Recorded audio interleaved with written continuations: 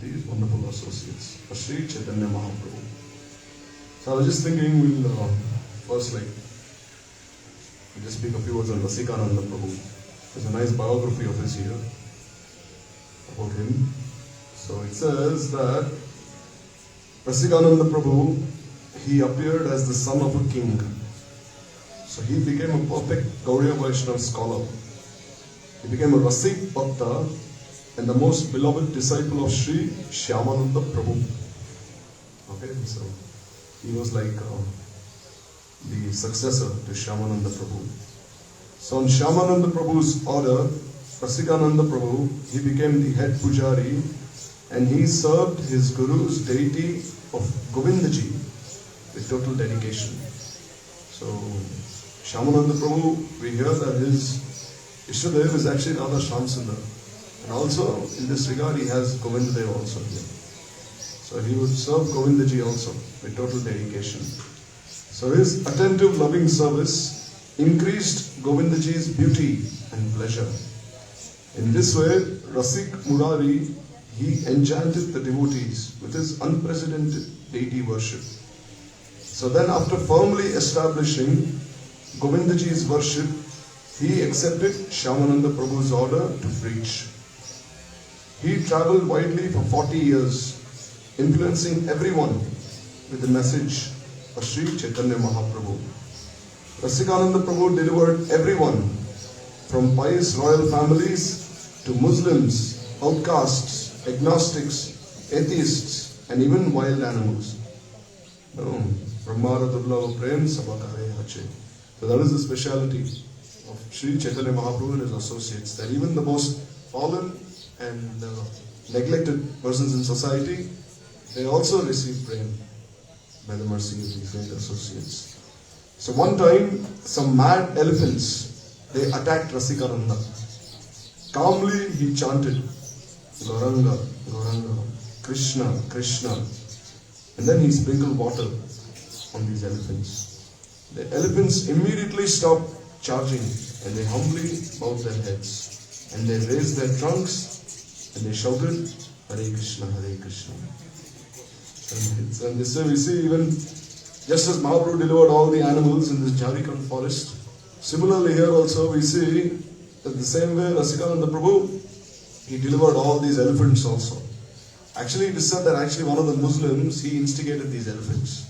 Because he was preaching there, so some Muslim, he actually had them charge at him. But still, he delivered them. At the time of leaving his body, Rasikananda began a powerful kirtan. Then he left this world by entering into the Kirchor Gopinath deity in Remuna, Odisha. So this is the place where Gopinath, he stole Kir for Madhavendra Puri. And Mahaprabhu also visited this place, Nityananda Prabhu, everyone. So devastated in separation, his disciples dropped their mridangas, kartals, and they left their bodies. So the Pushpa Samadhis of all these pure devotees, they stand near the temple. So anyone who's been there, you can have darshan of this place. No, many of us have been here. You can have darshan of this Pushpa Samadhi of Rasikananda Prabhu. So Rasikananda Prabhu's Pushpa Samadhi stands next to Shyamananda Prabhu's, near the temple of Radha Shamsundar. So in this way it is said that Rasikananda Prabhu, he was actually an incarnation of Aniruddha. So in this way we don't see that he ever, we don't find this full-bodied Samadhi. We only find this Pushpa Samadhi. It's said that when he had left this world, he left his Uttariya behind. And they gave Samadhi to his Uttariya. Therefore it is called Pushpa Samadhi. Pushpa Samadhi means any paraphernalia which is related to our Guru Varga, like a flower garland, their cloth, their Uttariya, anything they used, that is given Samadhi. But because he is like Vishnu Tattva himself, you can't find his full-bodied Samadhi anywhere. Just as when Advaita Acharya and Nityananda Prabhu disappeared, it's not like you can find their Samadhis. So here, Rasikananda Prabhu became a perfect scholar by the mercy of Sri Shyamananda Prabhu. So accepting the order of his Guru, Shyamananda on his head, Rasikananda preached the message of Sri Gaur Sundar for approximately 16 years. Thereafter he entered into his eternal pastimes through the lotus feet of Gopinath. On the first day of the bright fortnight in the month of Falgun, Rasikananda, so yesterday was Amavasya, no. So today is today's Pratipada. of Shukla Paksha. Therefore it says here on the first day of the bride fortnight, means on Pratipada of Shukla Paksha, Rasikananda Prabhu quietly slipped out of the village without anyone's notice, and he walked to Remuna. Arriving there, he discussed Krishna Katha with the devotees there for a while, and he instructed everyone to serve Krishna with devotion. So this was like his final day on this world. Then after requesting them to begin Sankirtan, he entered the temple of Gopinath, and after touching Kirchor Gopinath's lotus feet, which bestowed complete fearlessness, he entered into their ultimate shelter. So this way it is said that he actually entered into Gopinath. Because he is also, there's Sankarshan, Aniruddha, Pradyumna and Vasudeva. They are the Chaturvyuha of Krishna. So therefore in one way, like they're non-different from Krishna. So therefore he entered into the deity of Gopinath there. So Rasikananda Prabhu's Samadhi is in the temple there in the courtyard. And it's just in front and to the right as you go in the main gate. So on the first day of the bride fortnight in the month of Kartik, again he was born on the same tithi, which is as today, which is Pratipada of Shukla Paksha. This was also his birth. So this way, that is actually Deepavali. During the night of the festival, Deepavali, when the houses are decorated with rows of lamps, Rasikananda Prabhu made his appearance in this world. His father was Sri Achyut Dev, the king of Rohini. The village of Rohini was situated within Mallabhumi, encompassed on one side by the Suvarna Rekha river. So Suvarna Rekha is a very auspicious river. Mahaprabhu, Nityananda Prabhu, everyone used to bathe in this river. So this Suvarna Rekha river cleansed the sins of all the local people. Near Rohini was another village, by the side of which flowed the Dolanganadi river, whose banks were adorned with beautiful gardens.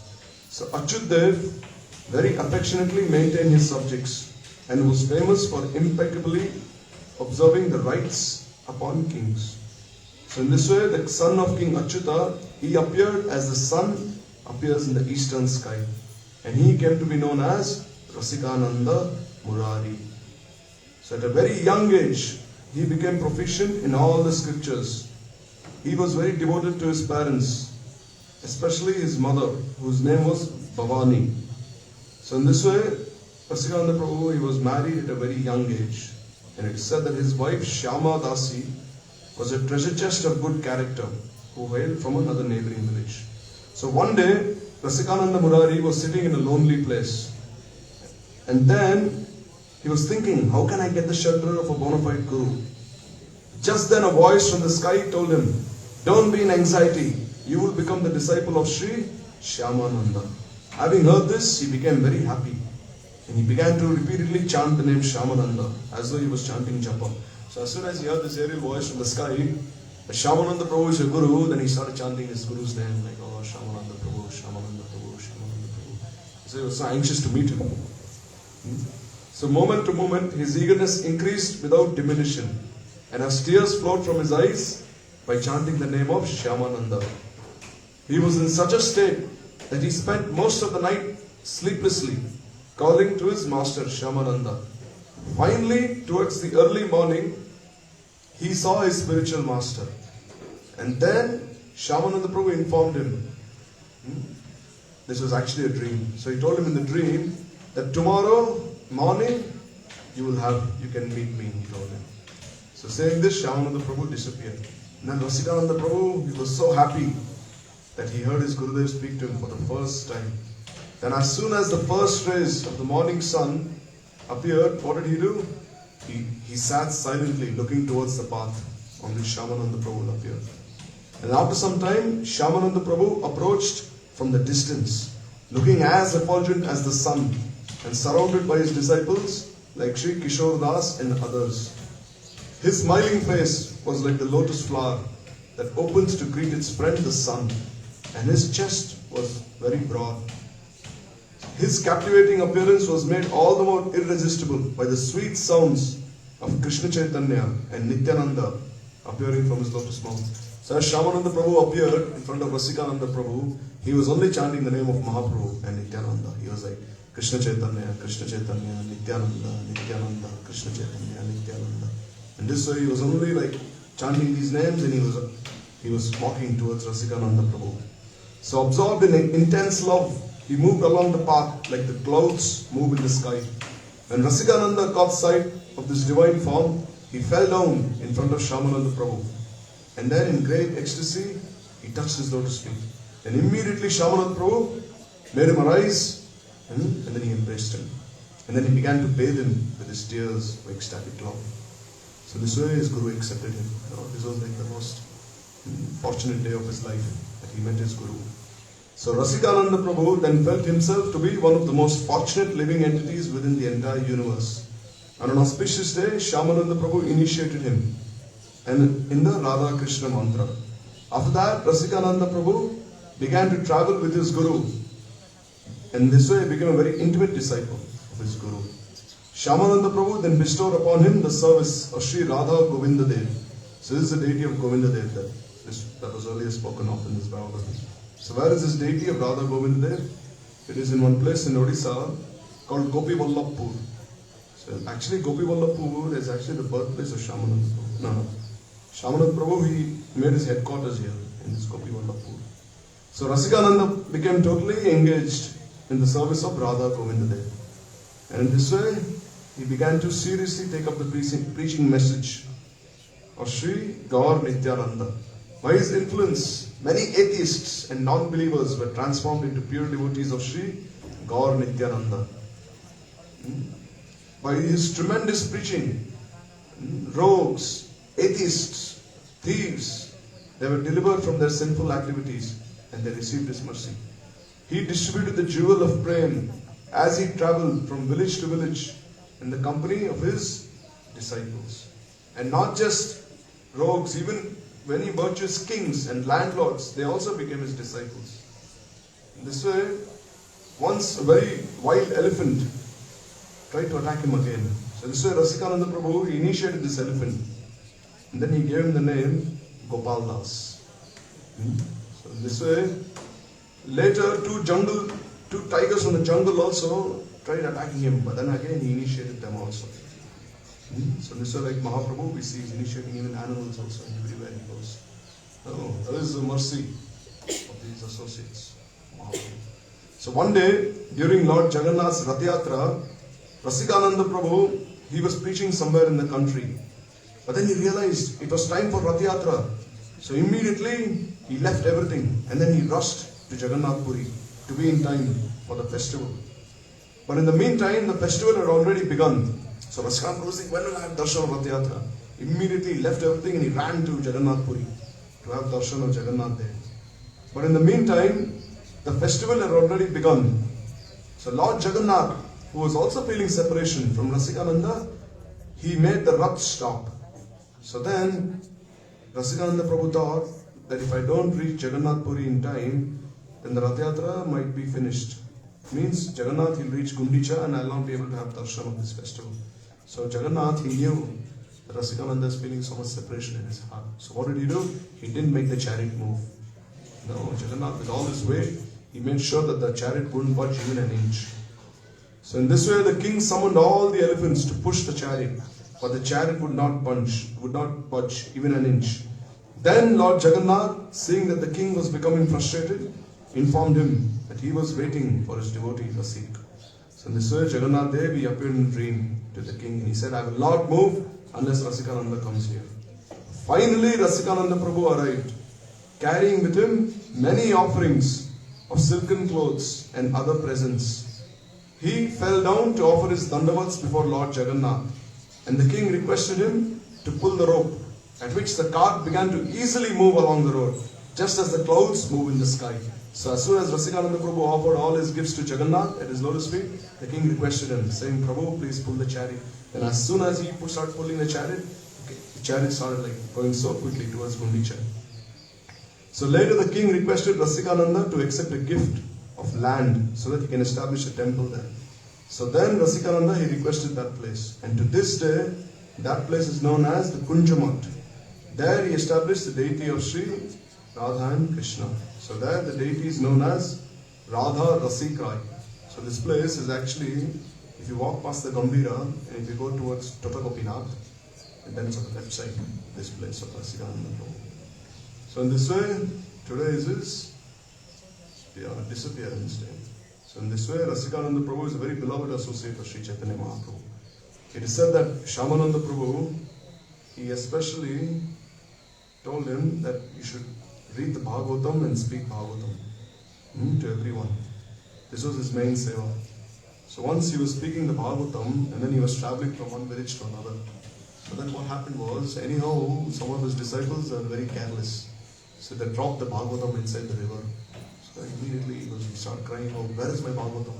The disciple said, oh, Gurudev, I dropped it inside the river by mistake. It was like the Vaitarani river. It's a very huge river in Odisha. So then immediately he was thinking, I have to jump into the river to get the Bhagavatam. And all his disciples caught hold of him, saying, oh, if you jump inside, you'll drown. But then anyhow, he just pushed all them aside and jumped into the river. And as soon as he jumped into the river, the water became needy. There was so much water, it just became needy. And everywhere he started looking. And as soon as he put his hands inside, he got the Bhagavatam. This way we see that there is a person Bhagavat and the Grantha Bhagavat. So in this way there are like many more details given. And so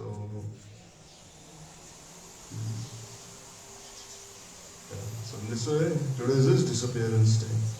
So today is also the disappearance day of Sri Jagannath Das Babaji Maharaj. So we see, if you look at Jagannath Das Babaji Maharaj's pranam mantra, it says, he is the one who actually manifested the birthplace of Mahaprabhu. No, normally we hear that Bhaktivinoda Thakur was the one. But we see, because Bhaktivinoda Thakur, he knew that without having Jagannath Das Babaji Maharaj as an authority in Mayapur, no one will believe me. He knew that. So therefore he invited Jagannath Das Babaji Maharaj there to come and manifest this birthplace of Mahaprabhu. So we see that just before Gurudev disappeared from this world, there was one book called Char Vaishnava Acharya in Hindi. So this book was a compilation on the lives of Jagannath Das Babaji Maharaj, Bhaktivinoda Thakur, Gaur Kishore Das Babaji, and Prabhupada Saraswati Thakur. So Gurudev, he wrote a brief introduction to this book just before he disappeared. He wrote a brief introduction and then he said, I'm very happy that this book is being published. But then, unfortunately, the book everything was done, but it was never published in Hindi. But then by the desire of the Vaishnavas, anyhow, in English it was published. That's there. So there, all these lives of these great acharyas, they have been given in great detail. They have been compiled from the Gaudiya magazine, from Sajjan Toshani, from Dainik Nadiya Prakash, from the essays of Srila Vaman Goswami Maharaj, Srila Param Gurudev, from their Prabandhavani. So there it gives great detail about Jagannath Das Babaji Maharaj. So it is said that he was born in modern day Bangladesh. And then his guru who initiated him, he was called Rasbihari Goswami. So Rasbihari Goswami, he also had another disciple who was a king. This king had a nice palace. So the deities that his guru had worshipped, called Radha Rasbihari, they were worshipped in this palace. And in this way, Rasbihari Goswami, he told Jagannath Das Babaji that you go to Vrindavan, he told him. You go there and you stay there and you do bhajan. So in this way, he was thinking, but where should I go? So then when he went to Suryakund, there he met Bhagavad Das Babaji. No, Madhusudan Das Babaji Maharaj. So Madhusudan Das Babaji, he was renowned as a Siddha Guru in all of Brajmandal. It is said that when he was only 12 years old, he was initiated by a very high-class Gaudiya Vaishnava. But unfortunately, he didn't know the name of his guru. And his guru gave him the Gopal Mantra, but he didn't know how to chant the Gopal Mantra, how to chant the Maha Mantra. So then he went looking for his guru all over Rajmandal, but he couldn't find his guru. So then finally, what did he do? He took one large Govardhan Shila, he tied it around his neck. He said, now I'll give up my life in Radhakund. So as he was about to give up his life in Radhakund, then Radha and Krishna themselves appeared and they gave him darshan. They said, don't do this. And then they wrote the name of his guru on a tal leaf, which is like a huge leaf. They wrote the name of his guru. And then they even told him how to chant your mantras, how to chant the Maha Mantra. The name of his guru was Uddhav Das Babaji. So Uddhav Das Babaji Maharaj, he was a descendant of Baladev Vidyabhushan Prabhu. He was in that line. So Madhusudan Das Babaji, he would always speak Harikatha on the banks of Suryakund, in one place called Madan Ran Vatika. So Madan Ran Vatika means the garden where the battle of Cupid takes place. This is the place where Radha and Krishna, they have many pastimes there. So he'd always do his bhajan there. So once he was so much absorbed in his bhajan that he was thinking about the holy Leela of Radha and Krishna. Radha and Krishna, they're throwing colors at each other. So as he was thinking about them, they even threw colors at him in his Siddha Swarup, as a Manjari, as a maid servant of Srimati Radhika. Then as and when they threw those colors on him, what happened? When he was absorbed in his bhajan, like in his samadhi, those same colors also appeared on his physical body. So since then, all the Vrajavasis, they started calling him Siddha Baba. So Siddha Baba means he was perfect in his sadhana, in his bhajan.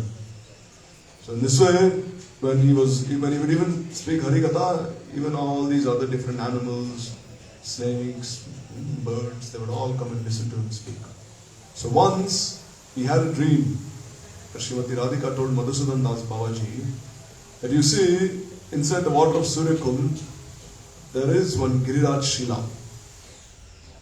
And this Giriraj Shila has my crown imprinted on it. So you please bring that Shila out of the water of Suryakund and you worship that Shila. So then Madhusudan Das Babaji Maharaj, he was thinking of bringing it out, but that Govardhan Shila, it weighed more than 100 kilos. So I was thinking, how can I lift this out? But then as soon as he touched it, and as soon as he tried lifting it, he saw that it became lighter than a flower. Then he brought that Shila out. And then he started worshipping that Shila. So to this day, if you go to Suryakund, you can have darshan of that Giriraj Shila, with the crown of Srimati Radhika imprinted on it. And also he worshipped Nam Brahma. So Nam Brahma means he had like a wooden plank, and on the wooden plank, the Mahamantra and some of the holy names of Krishna were written. So he would also worship them. So Jagannath Das Babaji Maharaj, he stayed under his guidance and he did bhajan for many, many years. And then after he entered into Samadhi, he continued staying in Suryakund. And then he would wander all over Brajmandal. So some devotees, they built him a nice temple. So then he was thinking that, if I had some nice deities here to worship in this temple, it would be so nice. So then what happened? He told his sevak Bihari Das. So Bihari Das was a very strong Brajavasi. He was the sevak of Babaji Maharaj for more than 40 years. So immediately he arranged for some Gaurnitai deities from Bengal, Daihat. So these deities are worshipped in the temple, but then some thieves broke inside the temple and they tried stealing the deities away. So then he said, no, these deities can no longer stay here. So then he gave these deities away to some Brajavasis. And to this day, if you go to this Radha Gopinath temple, Radha Gopinath's here, and if you walk straight this way, you go like 5 minutes walking, you can find the temple of Jagannath Das Babaji Maharaj. You can have darshan of his deities, his kamandalu, and the water pot that he used. So then after that, again he started like staying in different places. And again he had a desire to worship a deity. So then a 600 form of Mahaprabhu, Satpuj Mahaprabhu, was born to him. So then he wanted to worship this deity. Again some problems happened again. So then again he told Bihari Das that again you should give this deity away to someone else. Because people are very greedy. They will not spare the deities in Kali Yuga also. Even they will steal the deities away also. So to this day also, this deity is also being worshipped near the Radharaman temple. Now, as you proceed towards the Radharaman temple, in front of Nidhuvan, there is one temple called Satpuj Mahaprabhu temple. So there you can have darshan of his Vigraha there also. So in this way we see that Babaji Maharaj, he stayed in Vrindavan for many, many years. And then he said, now I will go to Navadvip. Because in Navadvip, the mercy of Mahaprabhu is overflowing there. Especially for us Jivas in Kali Yuga, we commit so many offences. So therefore, how will we be forgiven for all of our offences? Which place will forgive us for our offences? That place is Navadvip Dham. So to set an example for others to follow, he said, now I will go to Navadvip and do bhajan there. So then as he was going there, some person gave him like 1 rupee for like some maintenance, for some expenses. So then he accepted that 1 rupee. And then he walked some time, and then he told his sevak Bihari Das, he said, turn back, he said. Return to that person who gave me that 1 rupee. He said, why? He said, just go, he said. So then he turned back. Then Jagannath Das Babaji Maharaj, he saw that person. He said, take your 1 rupee back. And he handed him his 1 rupee back. And he said, what happened? Why didn't you accept it? And he said, there's so much poison in this money that you gave. How can you tolerate it? I cannot tolerate it. He said, take it back. He said, just gave it back and he left. This way, he said, I cannot tolerate this poison within me. He said, no. Then once, sometimes like people would give him so many donations that whatever money he'd get, he'd use it in the service of the Vaishnavas. Like organizing big festivals, feeding them. So once, his sevak, not Bihari Das, but someone else, he thought, oh, my Gurudev, he's so old, more than 140 years old. How will he even notice if I take some money away? No. So then, without his Guru noticing, without Jagannath Das Babaji Maharaj noticing, he took 15 rupees away. Like something like that. So then he hid it somewhere. And then Babaji Maharaj, what did he do? He called his disciple. So by now his eyes were already drooping down. No, his eyelids were like drooping down. Like this completely. Because he was more than 140 years old. So then anyhow he lifted his eyelids like this. Where's the 15 rupees? He asked him. So then he said, oh Gurudev, how did you notice? He said, I know everything. So then anyhow he gave the 15 rupees back. Then he said, you should never be greedy for this, he said. He said, if Krishna desires, he can give you so much more. Not 15 rupees, he can give you so much more. Why are you like this? So then anyhow he organized a big festival. And in this way he fed all the Vaishnavas. No. And then he would correct people also. It is said that once one scholar who would speak on the Bhagavatam, he charged some money. So he came to Babaji Maharaj. He said, oh, I want to speak the Bhagavatam. Will you listen? Because he was of the opinion that if Babaji Maharaj listens to me speak on the Bhagavatam, then everyone else will also listen. No, because he is the authority. He was like Vaishnava Sarvabhaum, the senior most Vaishnava. And Babaji Maharaj said, no, he said. He said, why should I listen? He said, no. When you speak on the Bhagavatam, whatever you speak is completely full of this, polluted by this desire to earn money. He said, I will never listen. He chastised him very strongly. But this person, he was very humble. He accepted this chastisement. He said, all right, I am like that. And then anyhow, he stayed under the guidance of Babaji Maharaj. And then just because he accepted that chastisement, he became like a very famous speaker on the Bhagavatam. And never charged anything from anyone, nothing of that sort. So in this way, we know so many of his leelas. Like, what would he do? He would organize a nice festival. He'd tell his sevak, bring as many rasgullas as you can possibly find. And then what would he do? He'd feed all the rasgullas to all the dogs and puppies. So then his sevak would say, why are you feeding these dogs and puppies? No, they're such horrible animals. Then he said, no, they're like Dhamvasis. At least they're not as hypocritical as the other Babas. The other Babas are very deceitful by nature, but these are very innocent animals.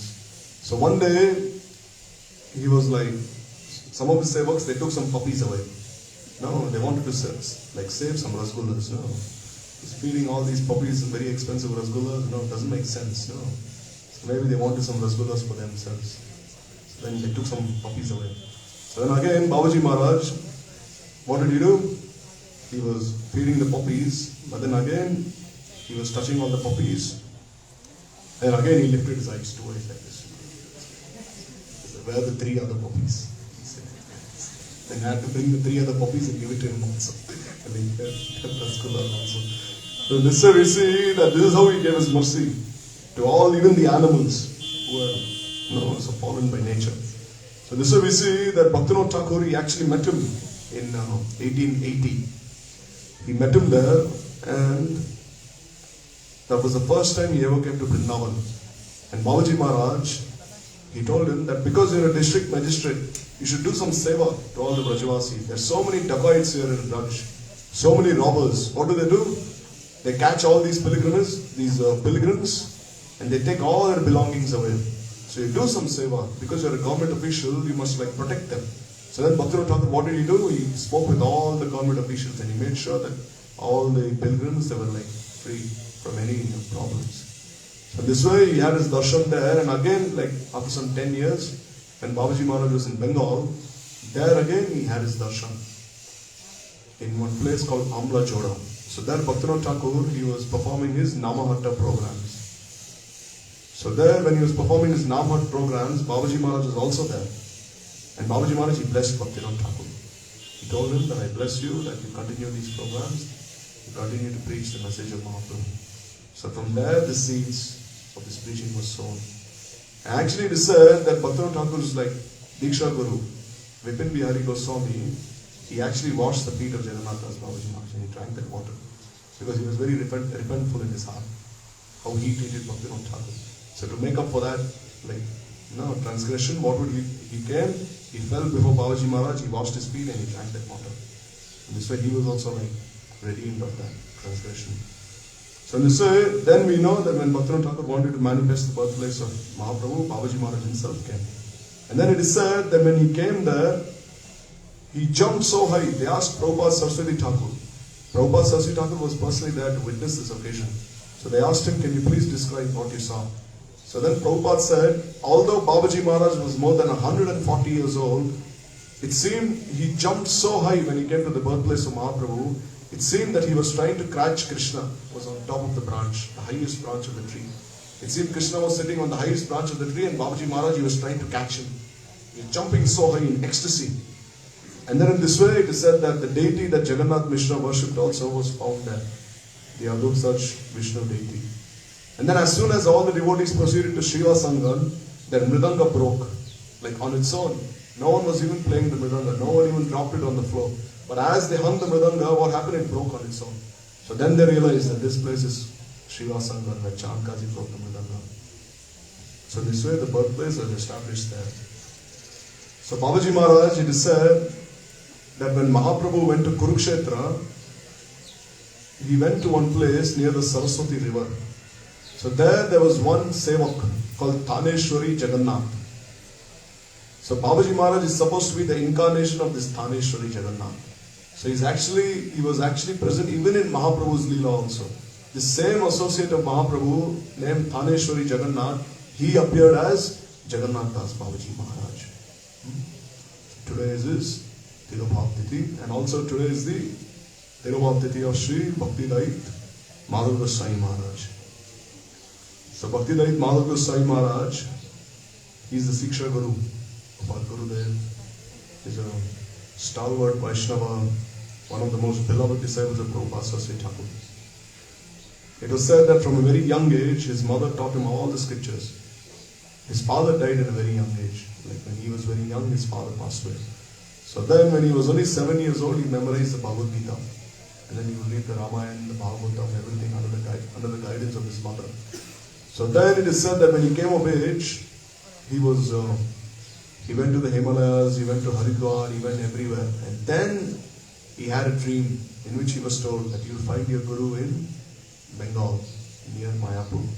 So then with his friend, Madhav Maharaj, he went to have darshan of Mahaprabhu in Katwa.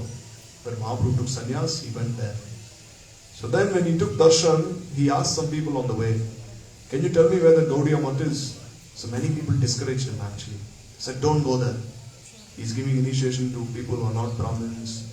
He's doing a lot of controversial things. Don't go there. They want him. And then anyhow, Madhav Maharaj didn't care. He proceeded. And then when he went to Mayapur, when he had the darshan of Prabhupada, so then Prabhupada asked him, where have you been? Then Madhav Maharaj said, I went to Katwa. I went to see Mahaprabhu, he said. I went to see him. So then Prabhupada said, did you go to see Mahaprabhu or did you go to be seen by him? He told him, no. Do you wish to see him or do you wish that Mahaprabhu sees you? So then immediately when he heard this, then his eyes opened. He said, no one's ever spoken to me in such a way. That rather than seeing God, God should see us, Bhagavan should see us, not that we see him. So then immediately he was so much drawn by his Harikatha. And then he started helping the preaching services in Calcutta. He was still at home and he started helping the preaching there. So when he was in his house once, one disciple of Prabhupada called Aranya Maharaj, he went there to see him. So then Madhav Maharaj, he respectfully received him in his house. He gave him everything he needed, like money, like whatever he needed for his preaching. So then Aranya Maharaj, he told him, who's cooking in your house? So Madhav Maharaj said, oh, there's some person, I give him money, and like he comes and cooks and he offers bhoga. So Aranya Maharaj chastised him, told him, what happened to your hands? Have crocodiles eaten your hands? Told him, why can't you cook for your own self? So then there was another god brother. He told him, no, don't speak that way to him. He's like very aristocratic, he's like a prince. Don't upset him. He said, boy, I have to speak the truth, he said. Why can't he cook by his own hands? Why should someone else come and cook for him? He told him. And I can never speak lies in front of him. I have to speak the truth. So then he said, then Madhav Maharaj, he had a nice picture of Mahaprabhu on his wall. So then he said, oh, are you serving this picture of Mahaprabhu? Or is he just like a showpiece? No. Is he only decorating your hall? Or is he the object of your service? Why are you keeping Mahaprabhu here? And immediately then again he was shook by what his godmother said. So then immediately Madhav Maharaj, he sent that cook away and he himself started cooking from that day on. He himself started offering bhoga. And this picture of Mahaprabhu that he had, he gave that to Prabhupada, and when there would be a Nagar Sankirtan in Calcutta, they would keep that picture on a horse, and this way they do Kirtan. So this way he was drawn so much to Prabhupada and his disciples. And then on Radhastami, he was initiated. So when he was initiated, Prabhupada gave him the name Giri Maharadj. So his main service was that whenever sannyasis and the others would go preaching, he would go 2-3 days before, and he'd organize their schedule, he'd organize the places they'd visit, he'd organize everything for them. He'd make sure that they didn't feel any inconvenience in any way. He'd organize everything for them, and they said the sannyasis were so happy with him. They took note of how he served. And they said the whole night he'd be awake, making sure that the devotees in the preaching party had everything for them and nothing would be amiss. So in this way he started preaching. And then gradually, Prabhupada, he sent him to South India. So he stayed in South India for 10 years. And then preaching, like sporadically he would also go to other places. So when he was in South India, he wanted to learn some of the languages then. So then Prabhupada said, no need, he told him. Whatever capability Bhagavan has given you, that you must use in the service of Krishna. Don't try to learn anything else, he told him. So in this way, Prabhupada, he disappeared in 1937. But in 1936, his last Vyas Puja was in one place called Sarabhog in Assam. So then, when that Vyas Puja was supposed to take place, then Giri Brahmachari and all the devotees, they went to that place in Assam. But then they saw that nothing had been prepared. Nothing, like no arrangements had been made, nothing. So then immediately Giri Brahmachari, he went and he made all the arrangements, everything. Then the next day when Prabhupada came, he was so happy with all the people there, how simple they were. And finally, Prabhupada, he said, my desire is to come here every year for my Vyas Puja. I wish to come to this place. And that was his last Vyas Puja. And then he disappeared. So to this day, every year in the occasion of Prabhupada's Vyas Puja, a big festival takes place in that village in Assam. So in this way, today is his disappearance day. And on his Vyas Puja, he would never sit on the Vyasasana. None could make him sit on the Vyasasana. But then as soon as Gurudev would come, he would respectfully make him rise and sit on the Vyasasana. So he had a very sweet relationship with Gurudev. It is said that once Madhav Maharaj, he was preaching in Punjab. And then he was preaching with some devotees. And then there was one very rich businessman. He told Madhav Maharaj and his disciples that anything you need, any milk, anything to eat, any groceries, anything you need, just tell me. Arrange everything for you. So then after he left, Madhav Maharaj told all his disciples, don't ask anything from him. No, we are mendicants. We can never demand anything from householders. Now that we are in their homes, we are guests. Don't ask anything. But then anyhow, there was one person who was giving milk. So what did he do? He started giving 5 liters milk. And then he started giving 20 liters milk. Then all the brahmacharis, they started accepting this milk. And then when Madhav Maharaj found out, he chastised them so much. So, are you bogies? What are you doing with 20 liters of milk every day? So, don't do this, he said. Don't do this, stop it, he said. And then he said, rather than all of you drinking this milk, you make kheer every day, he said. You make kheer, and after Hari Katha and Hari Kirtan has been finished, you distribute this kheer prasad to everyone, he said. And in this way, this Mahaprasad was distributed. So after some years, this same person, he had a son. His son was living in another city. So this son, he invited the preachers from the same temple to come and preach there. So when these other preachers went there, they had a long list of what they wanted. Like, we want soap, we want this, we want that, nice accommodation, everything. So when he saw that list, immediately he sent a telegram to the main temple of Chaitanya Gaudiya Math. Then in that telegram, he said, are these preachers from your temple or from another temple? He said. Just some years before, when they came with their guru, that I saw by my own eyes that their guru said you must never accept anything from householders. But these people, they have such a long list. They're saying we want this, we want that. Are they from your temple? He was genuinely asking. He's saying, like, are they preachers from another temple or your temple? And then the sevak and the in charge, he was like, they are from our temple. He said, what to do? So then he apologized on behalf of all the brahmacharis that he please forgive them. So in this way, we see that ultimately he manifested the birthplace of Prabhupada's appearance. Prabhupada appeared by the grace of Madhav Maharaj. He went through so many challenges. He had to fight 15 different court cases. But then anyhow he was determined that I must procure this birthplace of Prabhupada. And then for the benefit of everyone, to this day we can have darshan of Prabhupada's birthplace, his Janmasthali. So we're so much indebted to these great personalities, and we can only pray on these most auspicious occasion that they shower their blessings upon us, and that we make our lives successful. So now we listen from our beloved Karnya Guru, Manichara Kalpataru Mishra, Asan Benchara,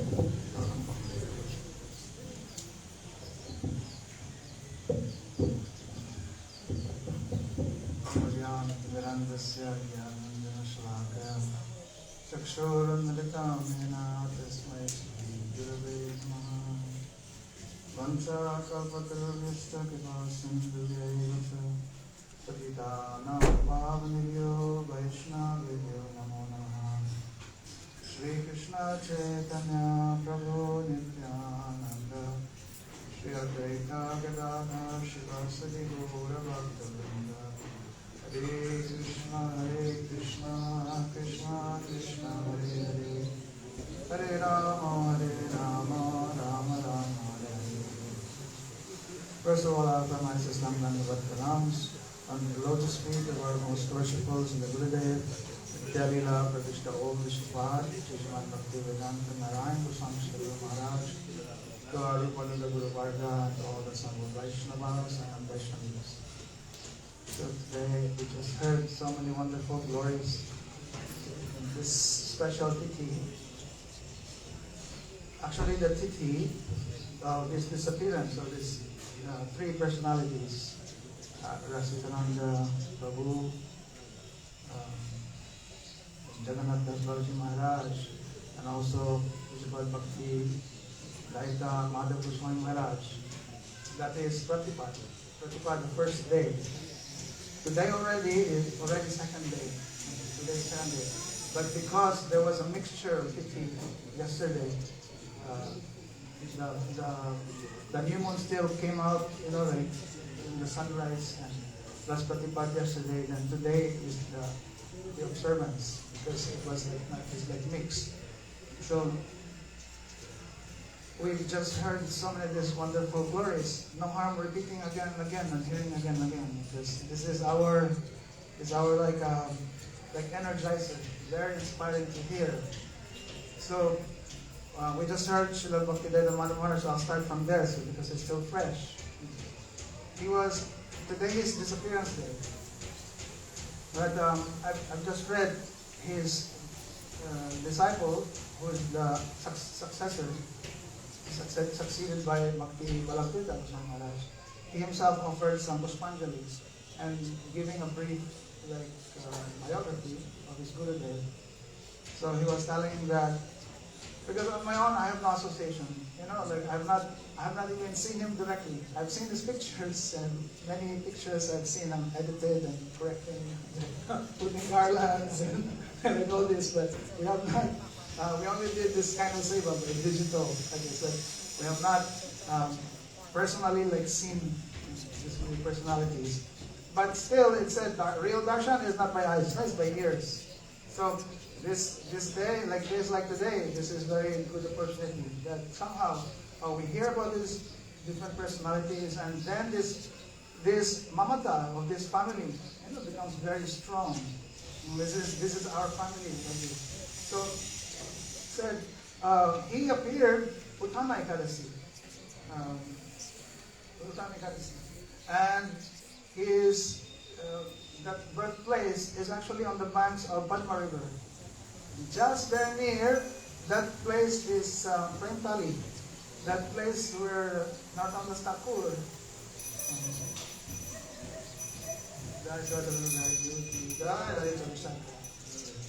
So just that same, like near that place, or the Premtali Ghat, where Mahaprabhu, we know that last time Mahaprabhu, he left his love for later on to be claimed by Narottam Thakur. And from there, when Narottam visited that place, then he like as described in Bhakti Ratnakar and other scriptures, like he saw Mahaprabhu. Mahaprabhu embraced him. His color changed from blackish to golden. And from that, he was mad. He was just mad, and he wanted only to go to Vrindavan. Anyhow, he was in that, like, he appeared in that same place. And he said that he is not like ordinary child. Already we've heard like this.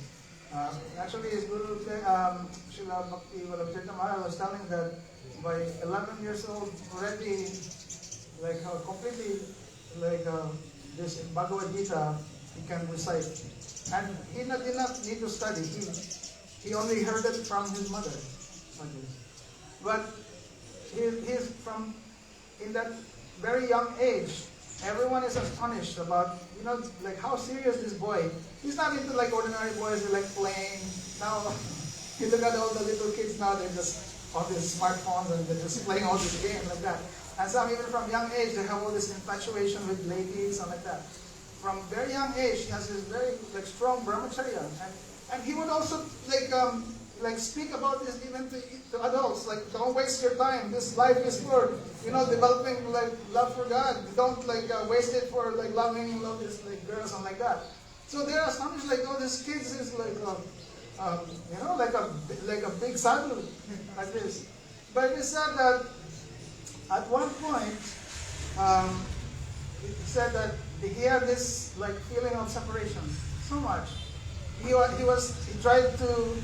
We hear about how our Guru Varga, they do very strong austerities. They like strong bhajan. Like Prabhupada, he did how many years? Chanting 3 lakhs Harinam and like this. And living very simply. Him, in his young age, he was also like, eating only boiled like things, very simple, once a day. And only like observing separation for Krishna. That time he has no guru. But already he has this mood like this, like very serious. I want to have a relation with Krishna, like that. So we can already understand, like from young age, like he's not ordinary thing. When we know he's an eternal associate of Prabhupada. Prabhupada is not coming alone here. Prabhupada also eternal associate of Radha Krishna and Manjari, eternal associate of Mahaprabhu. He also not coming here, always come with all his associates, like Aparam Gurudev, and also him, and other more. So he said that at that time he would like be like a crying even sometimes. And at one point then he just left the house like this. And he went to the Himalayas, we heard. He went to the Himalayas and really like staying there that like for 3 days he was not eating and only just wailing, crying like this, like Krishna, where are you? And finally, Narad Muni appeared to him. Narad Muni, it's like in the Bhagavatam, like the stories, But he was like young. And he said that mantra was given to him, but he cannot even remember. It was not clear, like this. But then it said that, don't worry, your guru, that real guru will appear. You will meet your guru there. Like go back to, he said, go back, no need to like suffer this thing. You have your guru. So then he went back down from Himalaya to Haridwar, stayed for a while, and finally went back to. He went to Calcutta. He said somehow or other with some friends, they visited Mayapur. And that time he met Prabhupada. He met Prabhupada 1925. if I'm not mistaken, yes. Because he was born, he appeared 1904. So that means 1925, he was 21 years old. 1905. Then, 2 years after that, he got initiation. And we just heard Radhashtami. He got Diksha. That was 1927. And we know he's from high caste Brahmin family. He knows so much. He's a very good preacher. He's one of the active preachers actually. He's he's one of the pioneers in all this school preaching like this, and young, engaging all the young generation. And that's why wherever they go, they always get new recruits like this. So he was one of